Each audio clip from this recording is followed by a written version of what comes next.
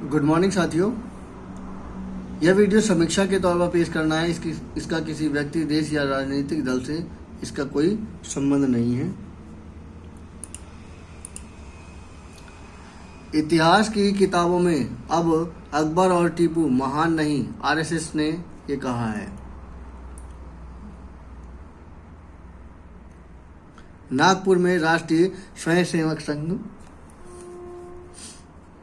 RSS के अखिल भारतीय प्रचार प्रमुख अनिल अंबेकर ने कहा है कि इतिहास की किताबों में कोई सकारात्मक बदलाव किए गए हैं और मुगल बादशाह अकबर और मैसूर के शासक टीपू सुल्तान के लिए महान शब्द को इस्तेमाल नहीं किया जाता।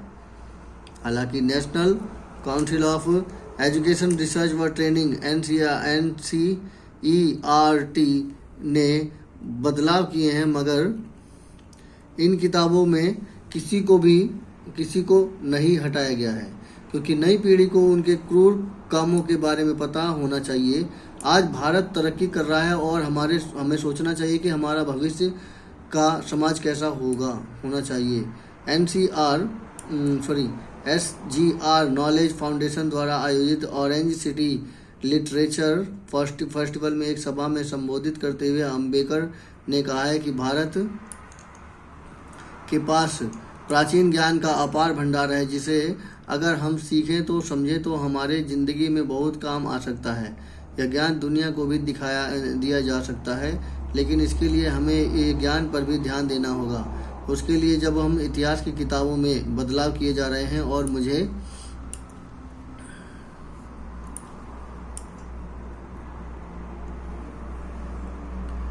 बहुत खुशी है कि NCERT ने बहुत अच्छी पहल की है और 15 में से 11 कक्षाओं में किताबों में बदलाव किए हैं। कक्षा 9, 10 और 12 की किताबों में बदलाव अगले साल किए जाएंगे। इतिहास की किताबों में कई अच्छे बदलाव किए गए हैं, लेकिन अब उनमें ना तो अकबर द ग्रेट और ना ही टीपू सुल्तान द ग्रेट।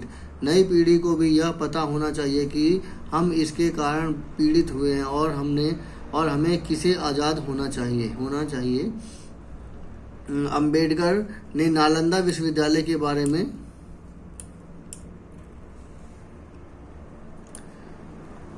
अंबेडकर ने नाला विश्वविद्यालय के बारे में बात की है और कहा कि लोगों को पता है कि वहाँ सिर्फ वेद, पुराण, रामायण और महाभारत ही पढ़ाया जाता है, लेकिन अगर आप नालंदा विश्वविद्यालय के पाठ्यक्रम देखेंगे तो आपको पता चल जाएगा कि वहाँ क्या पढ़ाया जाता था। यह एक प्राचीन विश्वविद्यालय है। तो यह जानकारी बहुत ही महत्वपूर्ण है, जिसमें अकबर और टीपू सुल्तान को महान नहीं घोषित किया जा रहा है, और वास्तव में है भी यही बात। और सबसे बड़ी बात है, जिसके काल में दंगा ना हो, जिसके काल में व्यापार में उन्नति हो, और वो ही सबसे महान बनता है इन शासकों में। लेकिन ऐसा बहुत कम ही हो पाता है, रेयर केस में। फिलहाल तो हमारे मोदी साहब के काल में काफ़ी कुछ सही कुछ निकल जाता है, लेकिन 2-4 दंगे छोड़ दिया जाए तो काफ़ी कुछ अच्छा कंट्रोल बनाया हुआ है। और नॉट ओनली मोदी साहब के काल के दौरान, बल्कि कांग्रेस के काल में भी, जो मनमोहन सिंह का जो काल था, उसमें भी काफ़ी कंट्रोल करा गया था दंगे का, लेकिन फिर भी दंगे हुए। तो लेकिन हाँ, ये व्यापार के मामले में कहा जाए तो व्यापार के मामले में मोदी साहब के काल में और मनमोहन सिंह के काल में बहुत ही अच्छी तरक्की हुई है। श्रेय इनका मैं ही नहीं कह सकता कि मैं एक को ही श्रेय दूंगा, दोनों को ही श्रेय देना चाहिए, क्योंकि एक के बिना दूसरा नहीं है। ऐसा नहीं हो सकता कि आज हम गाड़ी चला रहे हैं कि कल गाड़ी दूसरा चलाएगा तो पहली वाली दूरी और दूसरी वाली दूरी अलग अलग हो जाए। मतलब ये कि अगर ड्राइवर है तो दोनों अलग अलग दूरी तो तय कर रहे हैं, लेकिन तय दूरी दोनों ने मिलकर ही करी है। यानी कि कांग्रेस और बीजेपी दोनों ही इसके पात्र होंगे अगर बात आई सरकार की तो, यानी गवर्नमेंट ऑफ इंडिया की तो। तो ये तो मेरी विचारधारा है, क्योंकि वास्तव में ये तो पार्टियां होती हैं, बीजेपी, कांग्रेस एटसेट्रा, जिनसे मुख्य दल बन कर के निकलते हैं। अगर इसे हम सरकार कहें तो ये सरकार नहीं, सरकार तो भारतीय गवर्नमेंट होती है, और भारतीय गवर्नमेंट कोई गवर्नमेंट नहीं है, ये पीपुल से बन करके, यानी लोगों से मिल करके सरकार ही बनती है। तो जैसे लोग होंगे, जैसी उनकी विचारधारा होगी, वैसे ही उनकी सरकार भी बनती है, और वैसे ही सरकार चुनकर भी आती है। ज़्यादातर लोग उन्हीं को ही पसंद करते हैं, या ज़्यादातर काम वैसे ही पसंद करते हैं जैसे लोगों की विचारधारा होती है, और जैसे लोगों की विचारधारा होती है वैसे ही उनके रिजल्ट आते हैं। तो यहाँ पर अकबर को महान और टीपू सुल्तान को महान नहीं कहा गया है, इसके पीछे के कुछ कारण हैं। उन कारणों को दबाया गया है, छुपाया गया है, और उनके अच्छे कामों को आगे किया गया है, जिसकी वजह से उन्हें महान नहीं कहने की बात की गई है, और कोई कारण नहीं है।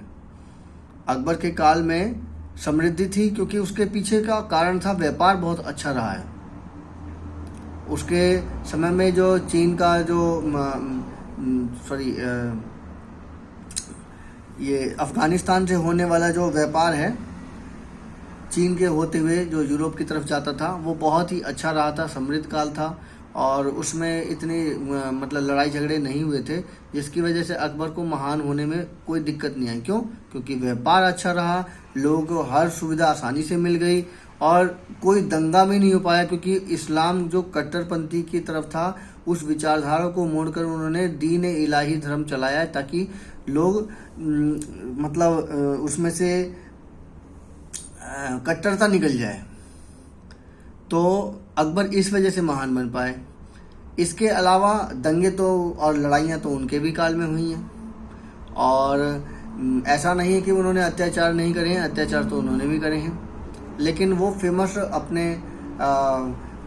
मेन जो रत्न थे उनकी वजह से हुए हैं। और टीपू सुल्तान को महान नहीं कहा गया है, और टीपू सुल्तान से पहले जो हैदर अली थे, मैं समझता हूँ कि टीपू सुल्तान से महान जो है हैदर अली होंगे, और हैदर अली का नेतृत्व अच्छा, उनमें जो लीडर क्वालिटी की बेहतरीन मिसाल, और सबसे बड़ी बात एक अच्छे सेना नायक की क्वालिटी उनमें अच्छी थी, नॉट ओनली एक राजा की, बल्कि एक अच्छे सेना नायक की क्वालिटी अच्छी थी, जो कि सैनिकों के साथ रहते हुए वो सेना का नेतृत्व करते थे।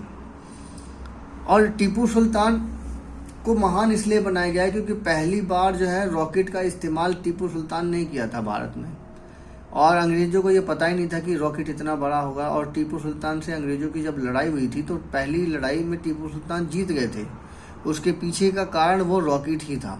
तो यानी रॉकेट कुछ सबसे पहले भारत में ही बना, लेकिन टीपू सुल्तान को महान इसलिए नहीं कहा गया है कि कुछ एक कमियां थी उनके शासनकाल में, और वो शासन को ठीक से चला नहीं पाए थे, जिसकी वजह से उन्हें महान नहीं कहा गया है। क्योंकि बाद में जब दूसरा बार अंग्रेज़ों के साथ हुआ था, तो उसमें उनकी कुछ खामियां निकली थी, जिसकी वजह से वो धीरे धीरे कमज़ोर पड़ते गए, और कमज़ोर पड़ते गए तो अंग्रेज़ों ने दूसरी लड़ाई में उन्हें जीत ही लिया। तो इस तरह से टीपू और अकबर को महान नहीं कहा गया है। बाकी तो सभी शासक अपना अपना कार्य कर रहे हैं। यह कमेंट आपको कैसा लगा, यह समीक्षा कैसी लगी, कृपया कमेंट कीजिए और बताइए, और मेरे चैनल को सब्सक्राइब कीजिए। धन्यवाद।